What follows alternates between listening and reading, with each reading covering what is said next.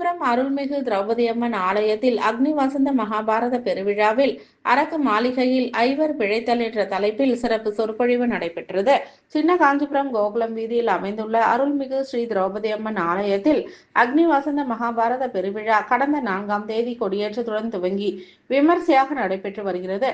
இதில் அனுதினமும் மகாபாரத சொற்பொழிவு காவிய கவிஞன் KV பால்ராஜன் அவர்களாலும் உடன் இசைமணி தங்கவேல் அவர்கள் கவி வாசித்தலுடன் நடைபெற்று வருகிறது.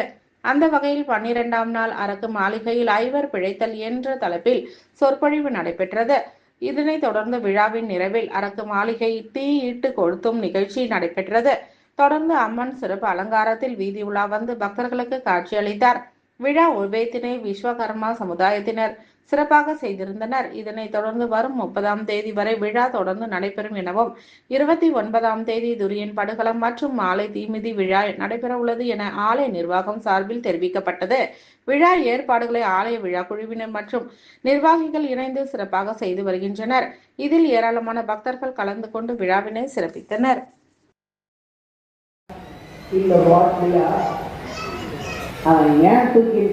தூக்கி போகும்போது சொல்றேன். ஆனா இப்போ அம்மா காலில் விழுந்து வணங்க சொன்னா ஒரு தெய்வம். எப்படியா சொல்ற அப்படின்னா ஒரு 10 நிமிஷத்துக்கு அந்த பக்கத்துல ஏதோ சத்தம் வருது, வேணாம் சொல்லு. ஒரு பிள்ளை அப்பா ரொம்ப சிரமப்பட்டு அம்மா படிக்க வச்சான். அக்கினி உலகிலே அதை எரிப்பதற்கு தயாராக பீமன் இருக்கிற இந்த நல்ல நேரத்தில் மணி கோவிந்தம்மாள் அம்மங்காரத்தில் காஞ்சிபுரம் ஆதி காமாட்சி அம்மன் ஆலய நான் வருஷப்பருப்பு நீங்க ஆதி காமாட்சி வந்து வளர்த்து கொண்டார். குபீர் என்று தீப்பிடித்து எரிந்தது. அந்த அரக்கு மாளிகை குபீர் என்று தீப்பிடித்து எரிந்தது. முட்டு போட்டிருந்த அந்த தூளை எடுத்து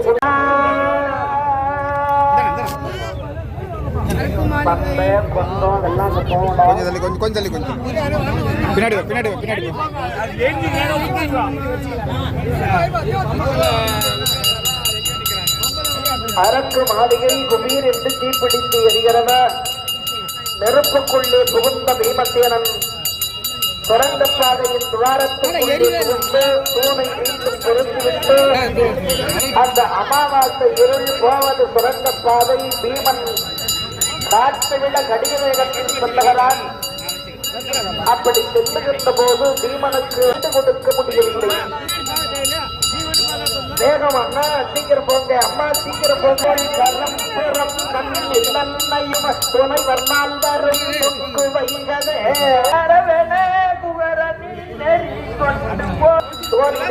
தாய் குட்டி உப்பு குட்டி என்ற மாதிரி பின்பக்கம் எண்ணி கொண்டார்.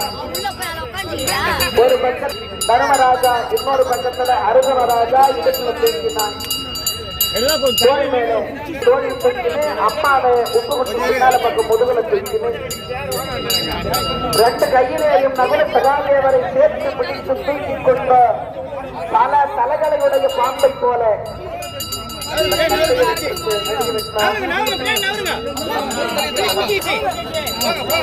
வழியாக தப்பித்த இழுப்ப வனத்தை அடைந்தான். தூக்கும் போதே தூக்கிட்டு போனான்னு ஒரு சில பேர் சொல்லுவாங்க. தூக்கும் போது தூக்கிட்டு போகல. ஏன், என்ன காரணம்னா ஒரு பெண்ணு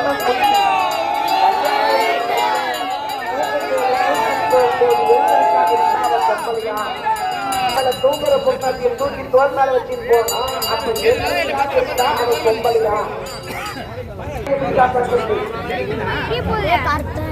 அதனால தூக்கி போகல இருந்தாங்க.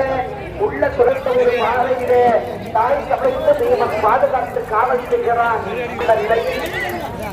அரக்கு மாறி நன்றி ஊற்றி அழிக்கதான் பார்க்கிறாங்க, அழிக்க முடியல.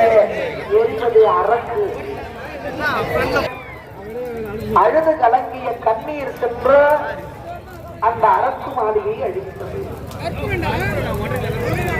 அண்டா குண்டா தண்ணீரினால் தேனிலே விஷம் கலந்து மயக்கம் கலந்து எப்படியும் தப்பிச்சிட கூடாது. தேன் குடிச்சா மயங்கி இருப்பாங்க. அந்த மயக்கத்துல இவங்களை கொள்கில்லான்னு தேன் கொடுத்தான். அவர்கள் தலைவாசலை அடைத்து